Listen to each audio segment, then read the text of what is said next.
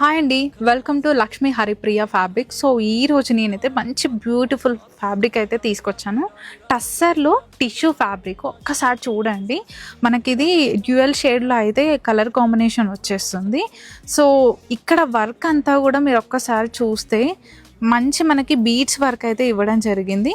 And gold జరీతో అయితే మనకి ఈ విధంగా థ్రెడ్ అనేది వచ్చేస్తుంది.